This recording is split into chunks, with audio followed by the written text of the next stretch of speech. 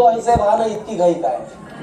याच वयाच्या मुलांसाठी मला जुळे बाळ आहेत. तुम्हाला सांगतो, मला एक मुलगा आणि एक मुलगी आहे आणि त्यांच्यासाठी मी कविता लिहिली. त्याच्यात काय टाळ्या, हे नॅचरल आहे. म्हणजे त्याच्यात मी जर म्हणलं असतं 15 वर्ष प्रयत्न सुरूच होते तर ठीक होतं. तर या बघा, घराघरामध्ये परिस्थिती अशी आहे मंडळी की आपण एवढे सगळे बिझी असतो ना की मुलं कधी मोठी होतात आपल्याला बघता येत नाही. हो की नाही. म्हणजे मी एके दिवशी नाटकाच्या प्रयोगावरनं घरी आलो. माझा मुलगा उठला, सर्वज्ञ त्याचं नाव आहे, आणि तरी हा केल्यावर त्याच्या तोंडात काहीतरी पांढरं अडकलेलं मला दिसलं. मी घाबरलो. बायकोला म्हणून लागायच्या तोंडात काहीतरी अडकलंय, बघ बाबा. तर ती अतिशय शांतपणे मला असं म्हणाली, मूर्ख माणसा, त्याला दात आलाय. म्हटलं दात कधी आला? ती म्हणे रात्री तर नव्हता, आता पहाटे आला असेल. मी म्हटलं तू काही म्हणते का? ती म्हणे तू काही सांगतो का बावळटा? 9 महिन्याच्या बाळाला दात नाही का, शेपूट येईल का? हे म्हणल्यावर मला थोडंसं वाईट वाटलं बरं का. मी म्हणलं आपली बाळं 9 महिन्याची झाली, आपण कसं बघू शकलो नाही? घराघरात ही परिस्थिती आहे. मुलं भराभर मोठी होतात, आई बाबांना त्यांना बघता येत नाही. आणि गरजेचं हे नाही बरं का की मुलांनाच पाहिलं पाहिजे, मुलांनी बापाला पाहिलं पाहिजे की आपल्या बापाचे केस पिकले कधी, आणि ते आपण पाहत नाही. आणि मग लक्षात येतं की ते म्हातारे झाले आणि तेव्हा वेळ निघून गेलेली असते.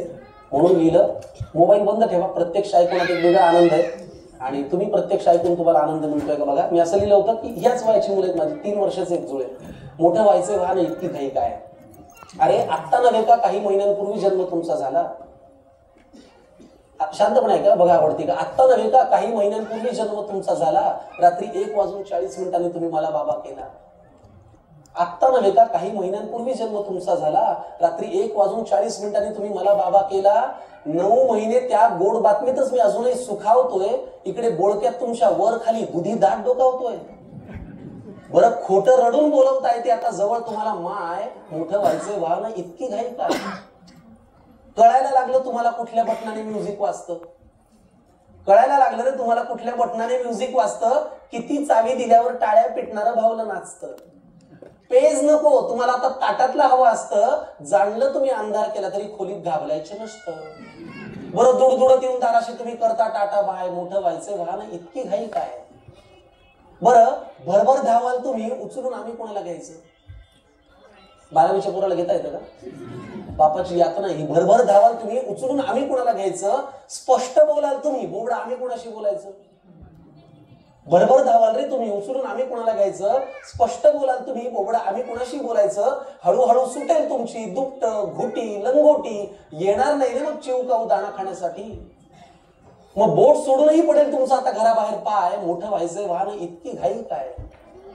आणि मग सगळ्यात शेवटचं कडवं जे प्रत्येक बाप आपल्या मुलाला म्हणतो. मुलं किती भरभर मोठी झाली ना, बाप हा एकमेव प्राणी असा असतो जो कधीच म्हणत नाही मोठं होऊ नको. ते म्हणतात हो मोठा मी आहे ना.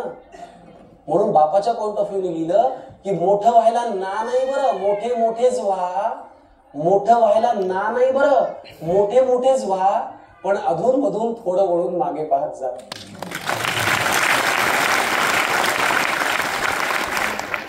मोठे व्हायला ना नाहीच, मोठे मोठेच व्हा.